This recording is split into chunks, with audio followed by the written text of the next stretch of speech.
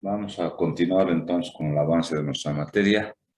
Hoy vamos a seguir tocando temas de patología anoorificial. Vamos a hablar acerca de las fisuras anales. Fisuras anales que que se define como ulceraciones lineales que vienen desde la línea pectínea hasta el margen anal.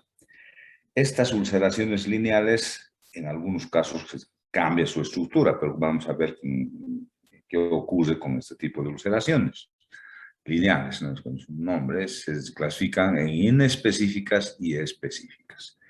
Las inespecíficas son aquellas que, como hemos visto en el inicio en su concepto, son ulceraciones que vienen, o sea, que se hacen lineales, son ulceraciones lineales que en general se presentan en lo que corresponde ser a la parte media de la parte posterior del ano, si lo ponemos al paciente en posición ginecológica o de litotomía. Entonces, ahí se presenta la ulceración, si vemos desde el frente, la ulceración lineal inespecífica, que como su nombre indica, no tiene una causa aparente. La única causa posible es que se produce por hipertensión del esfínter anal externo y el paso de esívalos endurados, o sea, materia fecal indurada, que dificulta su paso y se produce este tipo de fisura en general.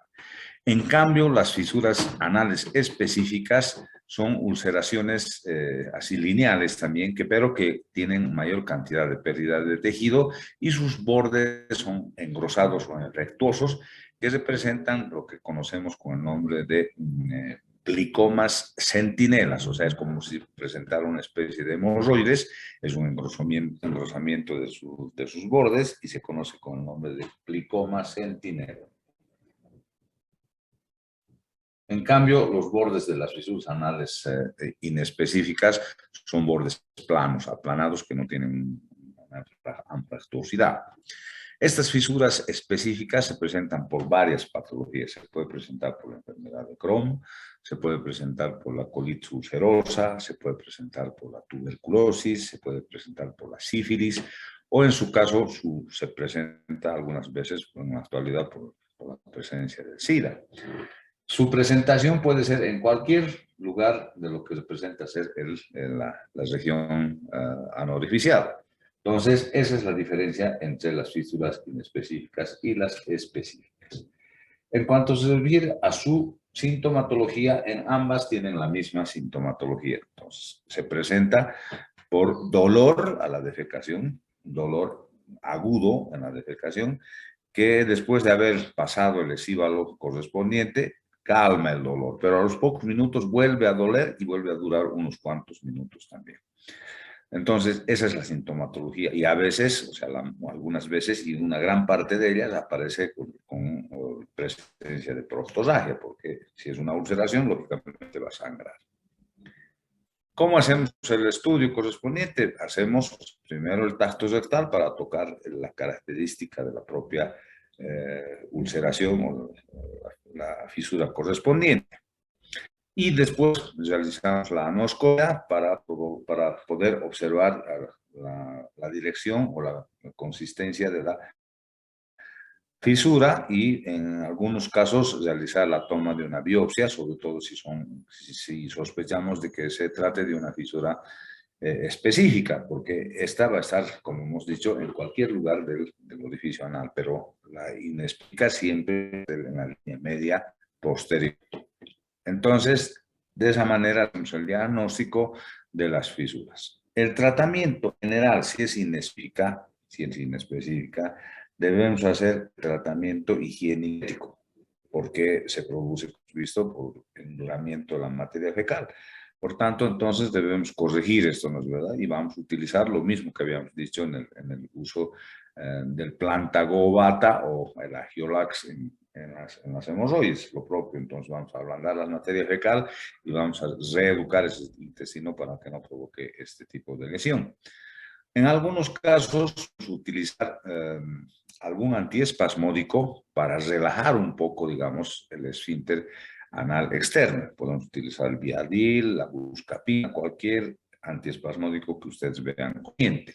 De esa forma podemos realizar el tratamiento de una fisura inespecífica. Lógicamente, también debemos usar lo que hemos dicho en las hemorroides de primero y segundo grado, no papel higiénico y utilizar alguna crema después de cada, o sea, 3 veces al día, con baño de asiento, como hemos dicho, ácido bórico o en su caso con la infusión de nogal o de manzanilla. Entonces, utilizar cremas como el Hemorsan, cualquier crema para hemorroides. Ya les he dicho, mi preferencia es utilizar el Novocortil.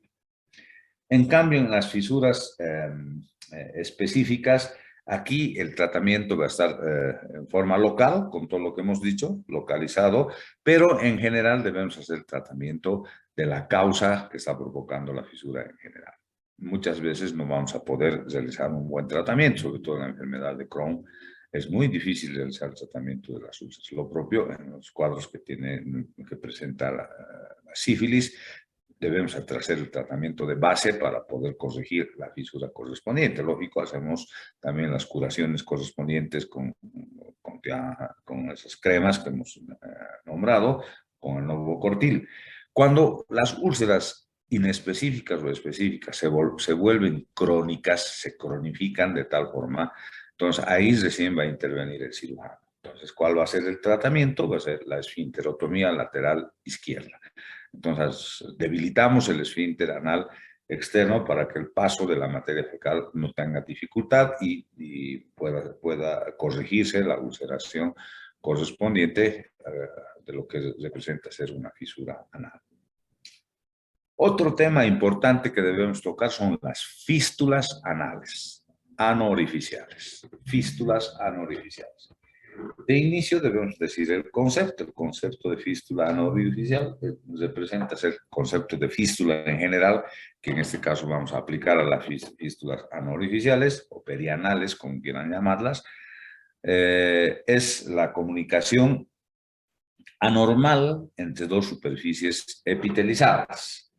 Si nosotros nos ponemos a pensar en la etiología de lo que es las fístulas perianales o anoorificiales, debemos decir que estas fístulas se producen en inicio, si nosotros tenemos de esta forma los glúteos, el conducto anal. Tenemos acá en el conducto anal, tenemos arriba, tenemos la línea pectínea y las glándulas de Morganius, ¿verdad? Entonces, ¿cuál va a ser la causa específicamente de una fístula perianal o anoorificial? La causa va a ser la producción de un absceso o una infección por el cierre del orificio de la glándula de Morgani o, en su caso, la presentación de algún absceso en el margen de lo que corresponde ser a lo que es el periné o la región glútea. A través de estos dos elementos, este puede ser que este absceso, que a veces lo tratamos muy mal, no hacemos un buen tratamiento cuando se presenta un absceso porque lo vamos a encontrar, y a veces el paciente va a acudir con la presencia de un absceso porque es sumamente doloroso el absceso, sobre todo producido en la región que corresponde a ser las glándulas de Morgani. Entonces, a partir de aquí, de este proceso infeccioso que se presenta el absceso, se traza un trayecto que es el trayecto fistuloso, que viene desde afuera hacia adentro o, en su caso, desde adentro hacia afuera. Cuando este trayecto tiene este orificio, aquí va a tener un pequeño orificio y adentro va a tener otro orificio, a ese se llama una fístula completa. Incompleta o fístula ciega es aquella que tiene un solo orificio, ya sea el interno o ya sea el externo. Entonces, a eso se denomina fístula incompleta o fístula ciega. Ahora bien, ¿qué síntoma va a tener el paciente? De inicio, cuando se produce el absceso, va a tener dolor exquisito por la región donde se ha presentado este absceso. Entonces, nosotros debemos realizar un buen drenaje de este absceso. Si no realizamos el drenaje correspondiente en forma adecuada, se va a producir la presencia de la fístula, que se va a hacer crónica. Y se va a manifestar, el paciente va a venir a la consulta porque tiene un puntito en la parte externa, en la región perianal o región del glúteo, va a tener un puntito por donde nos va a decir, se cierra y se abre y empieza a salir materia purulenta. Entonces se mancha mi calzoncillo, o el calzón en las damas se puede manchar y con esa sustancia purulenta nosotros debemos sospechar de que se trata de una fístula. Entonces, en base a ello, y de vez en cuando me duele y aparece esa mancha y es constante, me curan y vuelve a aparecer, me curan, vuelve a aparecer. Entonces, esa es la sintomatología por la cual va a acudir el paciente a la presencia del médico. Ahora bien, de acuerdo a su constitución, las fístulas perianales o anoorificiales se clasifican en fístulas transesfinterianas cuando atraviesan los esfínteres correspondientes, tanto el externo como el interno. Pueden ser fístulas supraesfinterianas, extraesfinterianas o submucosas. Entonces tenemos 4 tipos de fístulas en general en esta región. Las transesfinterianas, supraesfinterianas, extraesfinterianas y las submucosas. Entonces, las 4 fístulas en su presentación. ¿Para qué nos sirve esta clasificación? Para enfocar el tratamiento correspondiente. ¿Cómo vamos a hacer el diagnóstico? En principio, vamos a tener la presencia del pequeño orificio y debemos hacer la anoscopía correspondiente para observar si tiene el orificio interno. A veces no se lo puede observar en forma muy clara. Entonces, ¿qué vamos a hacer?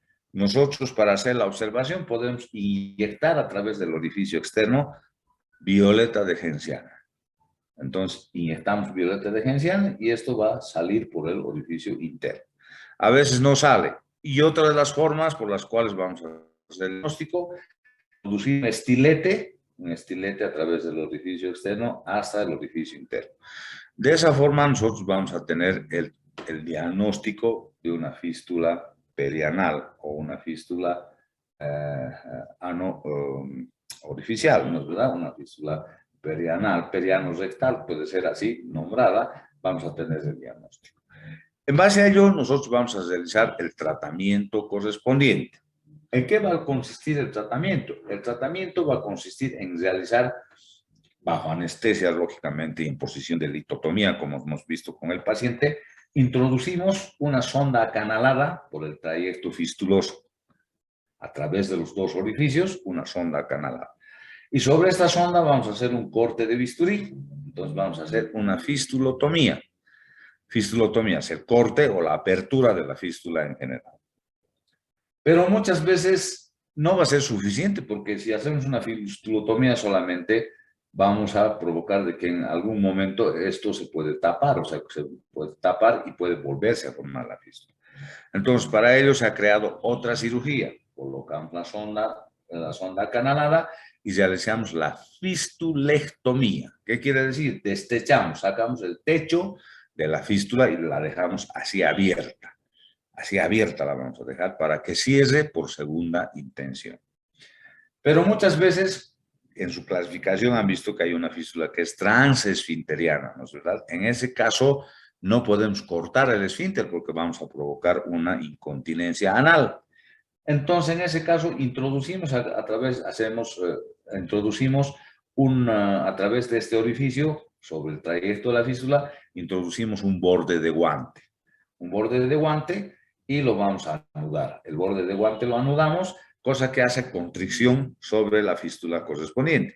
Y esta va a ser corte paulatino, sin lesionar el esfínter, va a ir cortando paulatinamente la fístula, realizando cicatrización desde adentro hacia afuera. Entonces, este tratamiento se conoce como el tratamiento del sedal.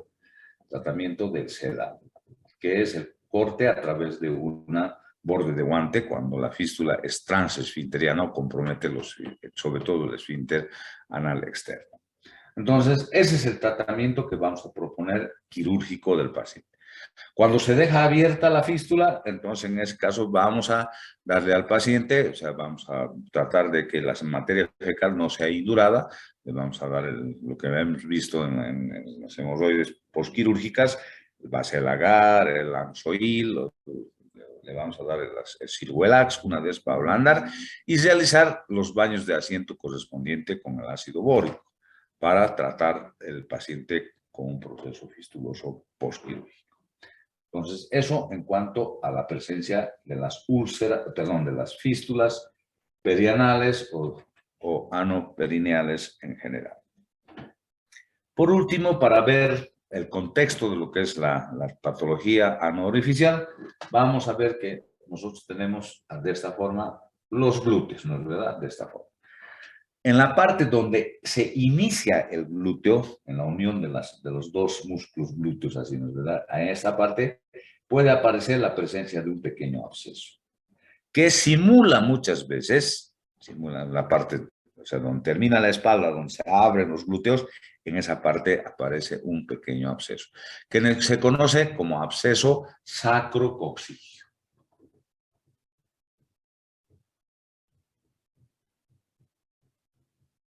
O también se conoce con el nombre de quiste pilonidal. Este pequeño absceso a veces, o sea, se hace crónico, se cierra, se vuelve a abrir, se cierra, se vuelve a abrir. Entonces, el paciente acude por esa presencia de ese pequeño absceso que supura una temporada, se cierra, vuelve a supurar, mancha el calzoncillo, lo propio que fuera una fístula perineal. Pero no, esto se conoce como, en este lugar, se conoce como absceso sacrococcígeo, quiste pilonidal. ¿Por qué se produce? Porque esta región tiene una cantidad de pelos. Entonces, estos pelos, en vez de crecer hacia afuera por el trauma de que estar mucho tiempo sentado, sobre todo, y en los pacientes que son más gorditos, sobre todo en las mujeres que son más gorditas de glúteos, entonces tienen mayor presencia de tejido celular subcutáneo. Entonces, en vez de crecer los pelos hacia afuera, crecen hacia adentro y forman un nido, por eso se llama pilonidal, un nido de pelos. Entonces, si nosotros drenamos esto como si fuera un absceso común, no vamos a lograr, o sea, el que llama la cura correspondiente, por eso hay que tener cuidado. Si acude un paciente con una patología de eso, donde ustedes si lo drenan y listo, ya le dicen ya está drenado y punto, va a volver a aparecer y van a decir, no sabe este doctor. Entonces hay que tener cuidado en el tratamiento de este tipo de patología. ¿Qué hacemos frente a la presencia del quiste sacrococcígeo o quiste pilonidal? Entonces vamos a hacer nosotros una cirugía. ¿En qué consiste la cirugía? Si nosotros tenemos aquí la presencia del quiste, el orificio del quiste, realizamos un corte en forma de una losange por fuera del quiste. Y lo vamos a retirar, o sea, vamos a retirar toda esa parte, losange vamos a retirar, y vamos a entrar hasta la parte de lo que corresponde ser al periósteo del hueso sacro. Entonces vamos a hacer el curetaje correspondiente y los bordes de lo que ha quedado de esto que hemos sacado, de esta losange que hemos sacado, los vamos a suturar hacia adentro, hacia lo que corresponde ser el sacro, o sea, la parte del periósteo del sacro, ahí vamos a fijar los puntos del borde y va a quedar abierto, así va a quedar el que llama el quiste, pero con sus puntos que van a ir ahí. Entonces, a este procedimiento se conoce como marsupialización del quiste sacrococcígeo. Marsupialización. Entonces, ese es el tratamiento que nosotros vamos a plantear frente a la presencia de un quiste sacrococcígeo o quiste pilonidal. Bien, 3 temas cortitos y que debemos conocerlos, que hay que tomarlos muy en cuenta. Si tienen alguna pregunta, alguna duda, pueden abrir sus micrófonos.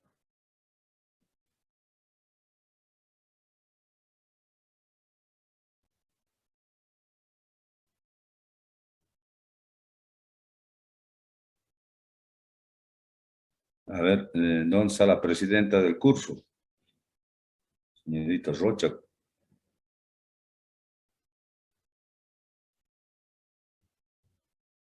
No asiste a clases, parece la señorita presidenta del curso.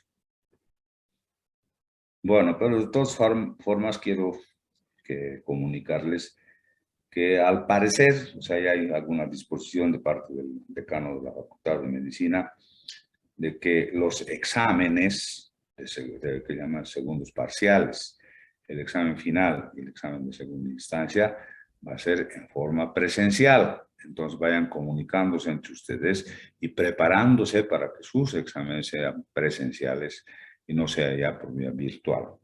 Por tanto, entonces les recomiendo que empiecen a estudiar sus materias, porque no les vaya a sorprender después, porque los que han hecho trampa haciendo exámenes grupales, entonces van a tener problemas. Por tanto, entonces les recomiendo que vayan a estudiar. Muy bien, jóvenes. Nos vemos el miércoles con ustedes nuevamente. Buenos días. Hasta luego, doctor. Hasta luego, doctor.